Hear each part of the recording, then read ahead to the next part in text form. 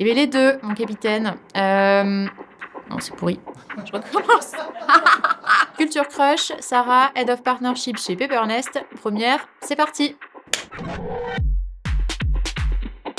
Salut, moi je m'appelle Sarah, je m'occupe des équipes Strategic Partnership Europe sur la verticale de l'immobilier chez Paper.Nest et je suis arrivée il y a 2 ans et demi. Eh bien écoute, je sais pas si je ferai sensation à la Fashion Week. J'ai un petit doute. Et plus sérieusement, non, c'est vraiment pas l'important chez Paper.Nest, la manière dont on s'habille. Ce qui est important, c'est qui on est, ce qu'on fait.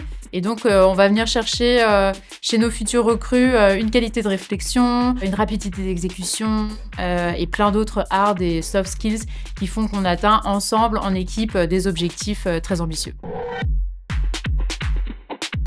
On a 1 jour de télétravail par semaine une fois qu'on est bien formé, bien onboardé. Le mardi, on est tous présents au bureau pour travailler ensemble sur nos objectifs. Ça permet d'avancer en équipe.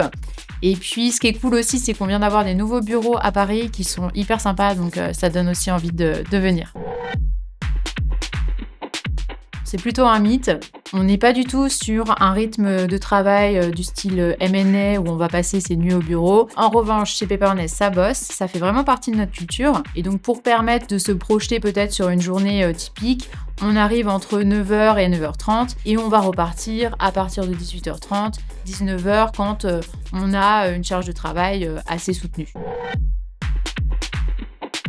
On est plutôt sur une grille de salaire qui va varier selon l'école ou l'université que tu réalises et puis là où tu en es aussi dans ton parcours, si tu es en césure ou en fin de master par exemple. Et pour donner un ordre d'idée, le montant mensuel varie entre 1000 et 1300 euros.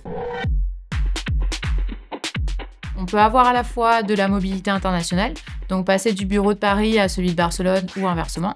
Avoir de la mobilité horizontale, passer d'un département à un autre, ça se fait très bien. Et puis, il y a des vraies perspectives de carrière également. Ça, je pense que c'est important à avoir en tête pour les personnes qui nous rejoignent en stage. À ce titre, moi, j'ai un exemple personnel qui me tient particulièrement à cœur. Quand je suis arrivée chez Paper.Nest, j'avais une personne, Roxane, qui s'occupait des partenariats immobiliers sur le marché français. Elle était au niveau exécutif, donc elle n'avait pas de management. Et aujourd'hui, elle s'occupe d'une équipe de 60 personnes, toujours en sales, mais dans une autre équipe. Et je trouve que c'est vraiment un bel exemple de ce qu'on peut réussir chez Paper.Nest quand on est doué et déterminé.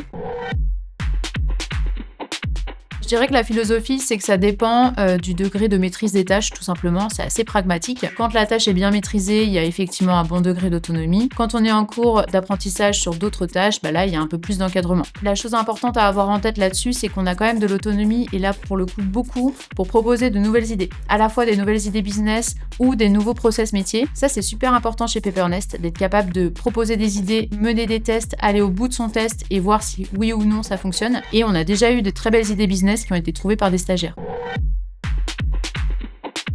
On a pas mal d'outils chez Paper.Nest. Principalement pour le CRM, on va travailler avec HubSpot. Pour l'IA, on bosse avec Gemini.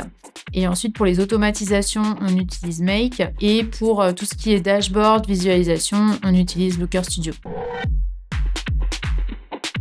Déjà, on a des super bureaux. Que ce soit à Paris ou Barcelone, les bureaux sont top. Ensuite, on a des tickets resto. Et puis, on a les avantages du CSE, comme les chèques cadeaux, par exemple.